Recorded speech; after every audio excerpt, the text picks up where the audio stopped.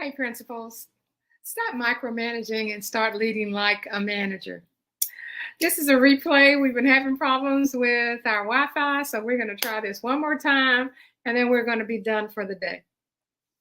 My name is Barbara Polk, and I'm a former principal of several schools that have been turned around. I have been assigned by the Texas Education Agency to go into those schools that were underperforming, and also was a supervisor for the Texas teachers as we go into schools and observe our teachers and give them the kind of help and resources they need in order for us to have the best teachers that we can start off with in the school year. So I want to start off by talking about your frustration as a member of a school system where you're the principal.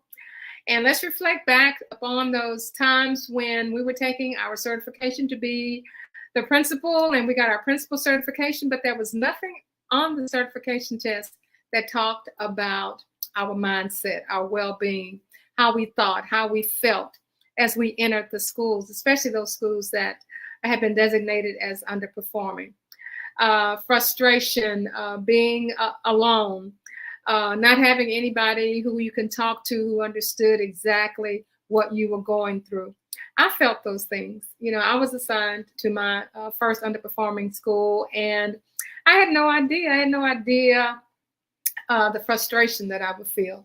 I had no idea the kind of loneliness I would feel. You know, they say it's lonely at the top, and that's absolutely right. Nobody understands exactly how you feel as you're the principal of an underperforming school. And people have expectations of you that sometimes you don't think that you can meet those expectations to turn that school around. But there's some questions that I want you to think about. And the first question is, how often do you feel like you're pulled in multiple directions? And you have demands by the district, you have demands by the teachers, by the community, and you just don't know how to prioritize your energy. And the next question is, you know, have you felt like you're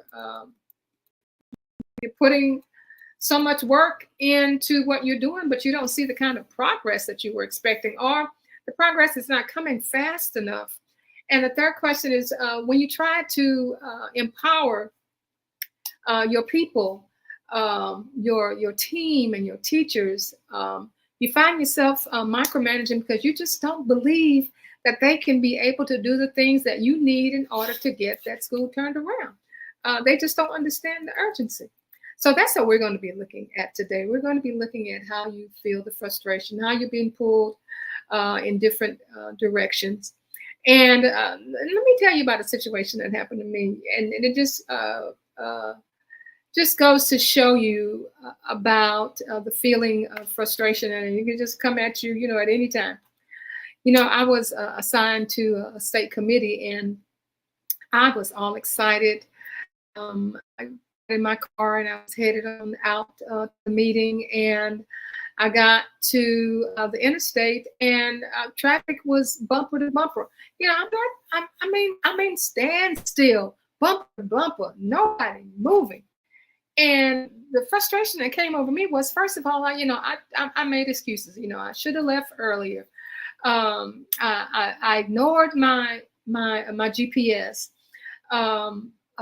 There are all kinds of things that go through your mind, you know, and you sit there and you're angry and you're listening to music. You even holler at the man who's singing the song because you're so frustrated, because there's nothing that you can do. But you know what I did? I realized that I had to change my mindset. And when you change your mindset, it's like you take a deep breath and you look at the situation and you say, well, there's nothing that I can do about this right now. So I am just going to move on and handle the situation as things arise. But I'm not going to carry this like it is a weight on my shoulder. Like, you know, this traffic is my responsibility. You know, I caused that. No, that did not happen. But I realized that I had to change my mindset in order to make things happen. So that's what we have to do as principals, especially in our underperforming campuses. And we need to do an emotional shift. We have to realize that turning an underperforming school around, it's not going to happen overnight. It's going to happen, but it will not happen overnight. And you have to take these moments when you feel frustrated and choose to focus on what you control. And that is your attitude. And it will change the entire situation. At least it changed the entire situation for me. And isn't that the key to use as leaders? Learning to manage what's within our control while letting go of what we can't control. So let's be honest, principals. We have to, especially those of us who are in our schools that are underperforming. We have to understand that we have to manage this urgency that we have. That we have to understand that things like this are going to be happening all the time. We have to understand that this frustration is not anything new. It has just never been articulated in the way that you are experiencing that. So we go through the feelings of conflicting priorities. We are given so many things to do. We don't know what to put first, what to put second, what to put third. Especially when our district will have mandates on us. And then what we start to do, we start to micromanage because we feel as though there's so much pressure upon us and we're so frustrated until we cannot feel comfortable turning things over to our assistants, to our associates, to our teachers, to our teacher leaders. We want to manage things, and we end up micromanaging. And then what the other thing is that we are finding it difficult to have a sense of a clear progress. We want things to happen now. We want things to happen quickly.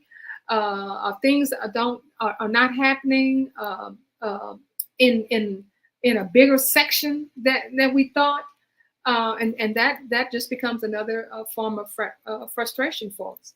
So we have to understand that we have to do that shift, from 2x to 10x in order for us to move forward the way we need to move forward on transforming our underperforming schools. The other thing is that we're going to have to let our teachers work their magic.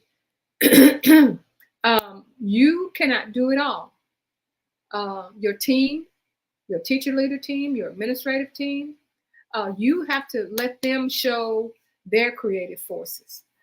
You have to let them push those creative forces forward.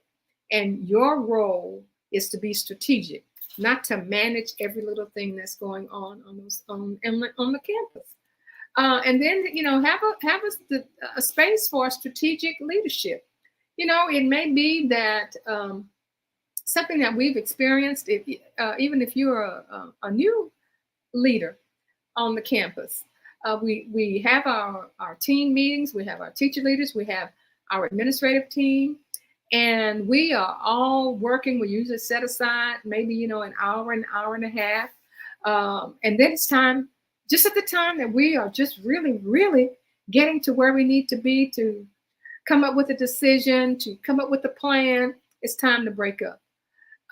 You need at least 4 hours set aside. So you say, well, how are we going to set aside 4 hours? Let your teachers and let your team work their magic. Let them come up with the ideas. You are the creative. You're the creative one. They will come up with the ideas and you let them know the parameters and then understand what our vision is and then let them do that.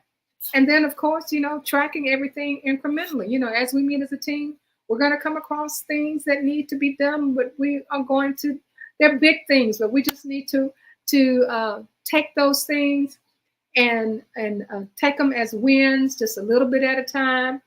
And then, that feeling of frustration that we experience, it's going to be cut down. Well, it'll decrease. We always have the feeling of frustration. So before we wrap up today, I want to circle back to the story I shared about my frustration. Remember, when I was driving, at that moment, I felt, I was stuck. I was stuck in traffic. I was feeling like I had no control over the situation. I was frustrated. Uh, but once I did my mind shift, everything changed. And that's what we're talking about with you. Change your mind shift. Do a mindset shift. Stop micromanaging and start leading like a visionary, not like a manager. You don't need to carry the weight of the entire decision on you. You don't have to manage every detail. Trust in your administrative team. Trust in your teacher leaders. Just like I had to try to let go of trying to fix things while I'm in traffic. I just can't. So you need to let go of the micromanaging in every aspect of your school. Empower your teachers, empower your teacher teams. I just can't say that enough.